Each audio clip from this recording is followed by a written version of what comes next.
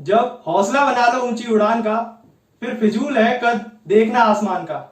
My dear students, जब आप किसी चीज के बारे में ठान लेते हैं, किसी को चीज को पाने के लिए जब आप प्रतिज्ञा लेते हैं या फिर ठान लेते हैं कि मुझे ये चीज चाहिए, तो फिर उसके रास्ते में जो मुसीबतें आती हैं, जो स्ट्रगल करना पड़ता है, उसके बारे में सोचना बेफिजूल है, उसका कोई मतलब नहीं है। सो इसी के साथ हमने पिछली क्लास में आपको एक chapter number 2 linear equation in one variable start किया था, जिसमें मैंने आपको इंट्रोडक्शन से ये बताया था कि कैसे हम किसी इक्वेशन को फॉर्म कर सकते हैं।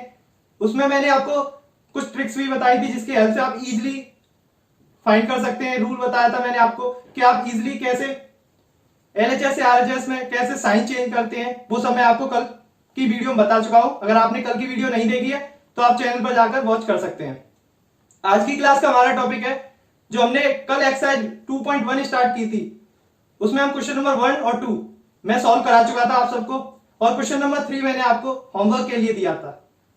जिस भी स्टूडेंट ने वो क्वेश्चन सॉल्व किया है, मुझे आई होप आप सबने वो उस क्वेश्चन का आंसर कमेंट बॉक्स में कमेंट कर दिया होगा, और जो बच्चे उस क्वेश्चन को नहीं सॉल्व कर पाए उसके लिए मैं आज उसका सॉल्यूशन बता दूंगा। तो चलिए इसी के साथ अपनी वीडियो को स्टार्ट करते हैं। कल मैंने फर्स्ट और सेकंड क्वेश्चन आपको करा दिया था और थर्ड क्वेश्चन आपको होमवर्क में दिया था, जो कि क्वेश्चन था 6 = z+2। 6 = z+2 आपको यहां से z की वैल्यू फाइंड करनी है। तो आप सिंपल क्या रूल बताया था मैंने, कांस्टेंट को कांस्टेंट साइड पर ले जाएंगे और वेरिएबल को सेपरेट करेंगे। मैं वेरिएबल को इधर ले आता हूं। ये हो जाएगा, इधर अगर आरएचएस में कोई चीज प्लस में है तो अगर मैं उसे एलएचएस में लाना चाहता हूं तो वो किस में हो जाएगी, माइनस में हो जाएगी। ये हो जाएगा -z = ये यहां पर 2 ऑलरेडी आरएचएस में है, तो हम क्या करेंगे, +6 को आरएचएस में ले जाएंगे और +6 इधर जाके -6 हो जाएगा। हो जाएगा 2 - 6। अब हम क्या करेंगे कि ये यहां से हो गया -z = 2 - 6। -6 में से 2 को माइनस करना है, ये हो जाएगा -4। ओके, z की वैल्यू अब मैं हमेशा जो वेरिएबल है वो हमेशा पॉजिटिव में होना चाहिए। हम क्या करेंगे, इस माइनस को यहां से किसी वैल्यू के आगे अगर कोई नंबर नहीं दिख रहा, इट मींस वहां पे 1 है, तो ये यहां पर -1 से मल्टीप्लाई है z में। -1 अगर कोई चीज मल्टीप्लाई में है तो दूसरी साइड जाके वो किसमें हो जाती है, डिवाइड में। ये चला जाएगा z = माइनस और माइनस -4 अपॉन -1। माइनस से माइनस क्या हो जाएगा, कैंसिल हो जाएगा, यहां पर आ जाएगी z की वैल्यू 4। ओके, आई होप आपको ये क्वेश्चन समझ आया होगा। अब इसके बाद हम नेक्स्ट क्वेश्चन देखेंगे, क्वेश्चन नंबर 4। तो चलिए इसे भी सॉल्व करते हैं।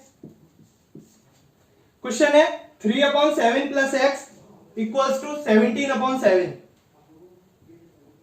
सबसे फर्स्ट स्टेप क्या है कि आपको कांस्टेंट पार्ट को कांस्टेंट साइड पर ले जाना है। चलिए ये रहेगा यहां पर +x, ये क्या है 17/7, ये प्लस की वैल्यू है, दूसरी साइड जाएगी आरएचएस साइड पर तो किसकी हो जाएगी, माइनस की, तो -3/7। सॉल्व करिए, यहां पर 7, यहां पर भी 7, तो एलसीएम सेम वैल्यू का 7 हो गया। 7 बन जा 7, 1 का 17 में मल्टीप्लाई करिए, ये हो गया 17 माइनस 7 बन जा 7, 1 का 3 में करिए, 3। आगे सॉल्व करिए, x = 17 - 3। आप बहुत इजीली माइनस तो कर ही लेते होंगे, तो 17 - 3 14। ये हो गया 14/7 = 7 2 जा 14। आंसर आ गया x = 2। ओके, इस क्वेश्चन को, फोर्थ क्वेश्चन में कुछ स्टूडेंट्स को प्रॉब्लम आ सकती है जिन्हें फ्रैक्शन सॉल्व करने में प्रॉब्लम आती है, और बाकी सब इजी है। जैसे कल मैंने आपको पैटर्न बताया था उसी पैटर्न से आपको सॉल्व करना है। कल की क्लास बहुत इंपॉर्टेंट थी, अगर आपने कल की क्लास नहीं देखी है तो आज की क्लास में आपको कुछ प्रॉब्लम फेस करनी पड़ सकती है। तो सबसे पहले आप कल की क्लास वॉच करें चैनल पर जाकर, उसके बाद ये क्लास देखें, तो आपको कोई भी प्रॉब्लम नहीं रहेगी, चाहे कैसी भी इक्वेशन आ जाए। ओके, सो ये हो गया क्वेश्चन नंबर 4। चलिए मैं इसे सेपरेट कर देता हूं। ये है क्वेश्चन नंबर 4, ये है क्वेश्चन नंबर 3। उसके बाद में क्वेश्चन नंबर 5 आपका इजी दिया है, 6x इक्वल्स टू 12। सो यहां से x की वैल्यू सेपरेट कर दी है। मैंने आपको कल बताया था कि वेरिएबल के साथ में कांस्टेंट का मल्टीप्लाई एलएचएस में है, उसे सेपरेट करने के लिए क्या होगा, मल्टीप्लाई आरएचएस में जाकर डिवाइड में चेंज हो जाता है। सो x इक्वल्स टू 12/6। सॉल्व करिए, 6 2 या 12, तो x इक्वल्स टू 2। ओके, तो ये इजी क्वेश्चन था, इसमें आपको बिल्कुल प्रॉब्लम नहीं आई होगी। ये भी इसी टाइप का क्वेश्चन है, बस जो मैंने आपको कल स्टेप्स बताए थे सिर्फ उनका यूज है यहाँ पर। आपने अगर वो क्लास देखी तो इसे आप इजीली सॉल्व कर पाएंगे। t/5 equals to 10। मैंने बताया था जब कोई चीज डिवाइड में होगी एलएचएस में, तो हमें जब सेपरेट करनी होगी तो इधर जाके ये किसमें हो जाएगी, मल्टीप्लाई में। सो t इक्वल्स टू 10 मल्टीप्लाई में 5, सो t इक्वल्स टू 50। ओके, सो ये आपके 4 क्वेश्चन सॉल्व हो गए, 3rd 4th 5th 6th। I hope आपको ये सारे क्वेश्चन समझ आए होंगे, और अगर आपको वीडियो पसंद आई हो तो आप वीडियो को लाइक करें और सब्सक्राइब जरूर करें चैनल को, जिससे कि आपको नेक्स्ट वीडियो की नोटिफिकेशन मिल सके। सो चलिए इसके बाद नेक्स्ट क्वेश्चन नंबर 7 देखते हैं।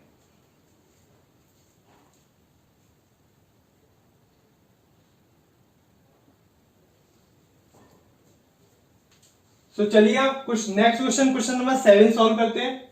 सो क्वेश्चन नंबर 7 है आपका 2x/3 इक्वल्स टू 18। यहां से हमें x की वैल्यू फाइंड करनी है। सो x की वैल्यू फाइंड करने के लिए 2x, मैंने बताया था अगर लेफ्ट हैंड साइड में कोई भी वैल्यू डिवाइड में है तो सेपरेट करने पर वो राइट हैंड साइड में मल्टीप्लाई हो जाती है। So 2x equals to 18 multiply 3। Okay, so अब क्या करेंगे, हम x को सेपरेट करेंगे। कोई चीज अगर एलएचएस में मल्टीप्लाई में है तो वो आरएचएस में किस में जाएगी, डिवाइड में। सो यहां डिवाइड, और कैलकुलेशन को इजी बनाइए हमेशा। ऐसा नहीं है कि आप यहां पे 54 करते फिर 2 से डिवाइड तो हार्ड पड़ता। तो इसके लिए क्या करेंगे, हम 2 9 या 18 और 9 और 3 का मल्टीप्लाई कर लेंगे, 9 और 3 का मल्टीप्लाई कर लेंगे। सो चलिए मैं इसको यहां पर हो गई वैल्यू आपकी x इक्वल्स टू 9 3 जा 27। ओके, सो फर्स्ट क्वेश्चन का आंसर आया आपका x इक्वल्स टू 27। चलिए अब नेक्स्ट देखते हैं।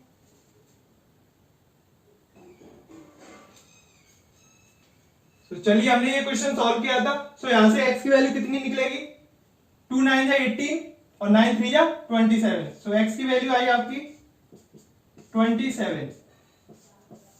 सो ये इस क्वेश्चन का आंसर हो गया।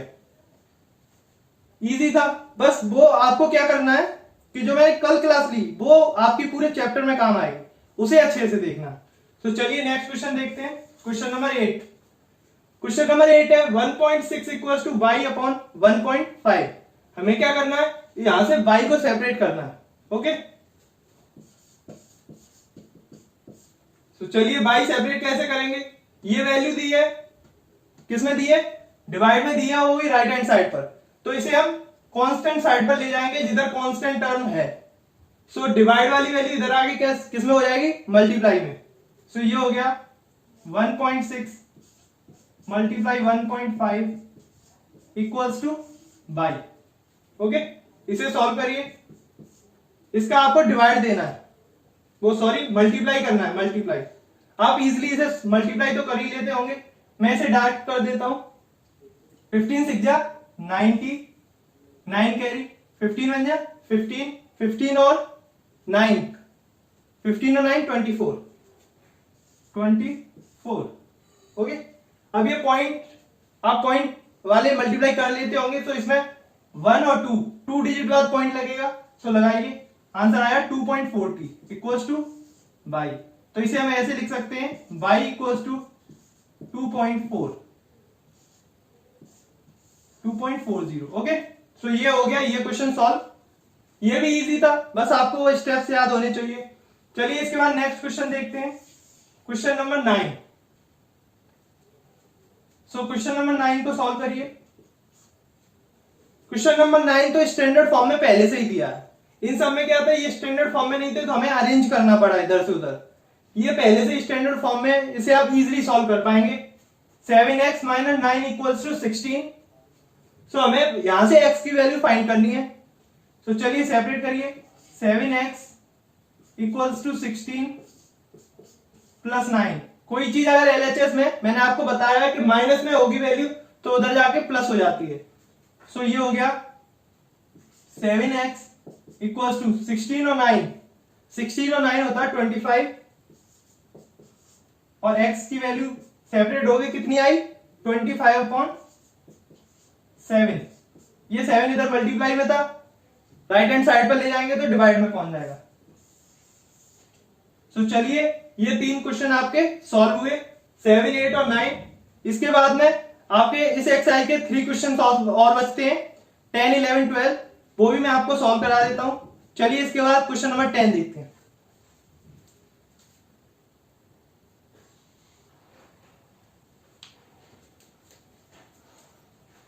सो ये 3 आपके लास्ट क्वेश्चन है।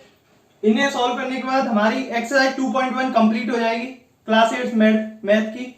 ओके, तो चलिए क्वेश्चन नंबर 10 सॉल्व करते हैं। क्वेश्चन नंबर 10 है 14 बाई माइनस 8 इक्वल्स टू 13। यहां से हमें बाई को सेपरेट करना है, तो चलिए करिए। 14 बाई इक्वल्स टू 13, और आप इतनी प्रैक्टिस कर चुके हैं कि आप जल्दी से प्लस 8। सो 14 बाई 13 और 8, 13 और 7 20 और 21 और बाई इक्वल्स टू 21 अपॉन, आप अब तो रूल आपको ये स्टेप्स याद हो गए होंगे। 14, 7 2 जा 14,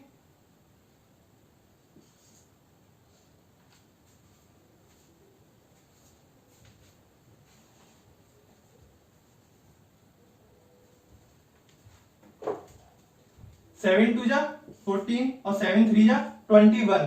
सो बाई की वैल्यू हो गई 3/2। ओके, सो ये आपको क्वेश्चन इजीली सॉल्व कर दिया, आपको भी कोई प्रॉब्लम नहीं आई होगी सॉल्व करने में। चलिए क्वेश्चन नंबर 11 देखते हैं। क्वेश्चन नंबर 11 है 17 प्लस 6p इक्वल्स टू 9। आपको यहां से p की वैल्यू को सेपरेट करना है, p की वैल्यू फाइंड करनी है, तो चलिए करिए। सो ये हो गया 6p इक्वल्स टू 9 माइनस, ये प्लस की वैल्यू उधर जाके माइनस की हो जाएगी, सो हो जाएगा 9 minus 17 p 6p equals to 17 में से 9 को माइनस करेंगे, सो कितना हो जाएगा 8 और 7, 8 और 9 कितना होता है 17, तो 17 में से 9 गए तो कितना बचा 8। बट साइन किसका आएगा, जो बड़ी वैल्यू होती है उसका साइन आता है, सो -8। यहां से p को सेपरेट करेंगे, सो p इक्वल्स टू -8/6, और इसे सिंपल फॉर्म में लिखेंगे। आप जब एक फ्रैक्शन में सॉल्व करें तो उसे सिंपल फॉर्म तक जरूर लिखें। सो ये हो गया कितना 2 से 2 3 जा 6, 2 4 जा 8, आंसर आया -4/3। ओके, सो ये आपका क्वेश्चन सॉल्व हो गया। आपको कोई भी प्रॉब्लम नहीं आ रही होगी, ये मुझे पूरा विश्वास है आप सब पर कि आपने कल की क्लास को बहुत अच्छे से देखा होगा, और अब आपको कोई भी प्रॉब्लम नहीं आ रही होगी क्वेश्चन सॉल्व करने में। तो चलिए नेक्स्ट क्वेश्चन देखते हैं, क्वेश्चन नंबर 12। क्वेश्चन नंबर 12 है x/3 + 1 इक्वल्स टू 7/15। सबसे पहले आप क्या करेंगे कि आप पहले इसको सॉल्व करेंगे, फिर उधर जाके माइनस कर देंगे, या फिर दूसरा तरीका है आप सबसे पहले कांस्टेंट टर्म को उधर ले जाएं, फिर उसके बाद में x को सेपरेट करें। जैसा आप चाहें वैसा कर सकते हैं। चलिए मैं ऐसे सॉल्व कर देता हूं, x/3 इक्वल्स टू 7/15 -1। ओके, अब आपको यहां से एलसीएम लेके सॉल्व करना पड़ेगा। सो ये हो जाएगा x/3 इक्वल्स टू, यहां पर 1 मान लेंगे, तो 15 और 1 का एलसीएम क्या होता है 15, 15 बन जा 15, 1 का ऊपर क्या करेंगे मल्टीप्लाई 7 माइनस 1 का 15 में करेंगे 15 टाइम्स, और 15 का ऊपर मल्टीप्लाई करेंगे 15 बन जा 15।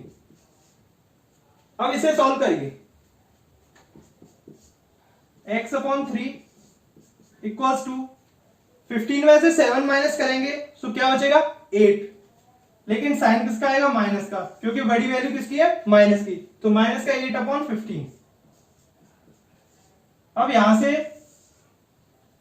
x को सेपरेट करना है हमें, तो करिए। x इक्वल्स टू कोई चीज LHS में अगर डिवाइड में है तो RHS में जाकर किस में हो जाती है मल्टीप्लाई में, तो ये हो जाएगा माइनस का 8 अपॉन 15 मल्टीप्लाई बाई 3। ओके, अब क्या कैंसिल कर दीजिए, 3 5 जा 15, आंसर आया x इक्वल्स टू माइनस का 8 अपॉन 5, माइनस का 8 अपॉन 5। ये हो गया आपका फाइनल आंसर। आई होप आपको ये सारे क्वेश्चन समझ आए होंगे। मैंने बेस्ट एक्सप्लेनेशन के साथ आपको ये सब समझा दिया है, आपको कहीं भी प्रॉब्लम नहीं आई होगी।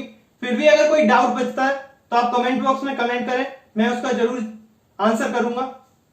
सो इसी के साथ में आपकी एक्सरसाइज 2.1 फिनिश होती है। सो चलिए अब अगली क्लास में हम इसका नेक्स्ट जो है उसके इंट्रोडक्शन के बाद उस एक्सरसाइज 2.2 को स्टार्ट करेंगे। सो इस वीडियो में बस इतना ही, पढ़ते रहिए। जय हिंद।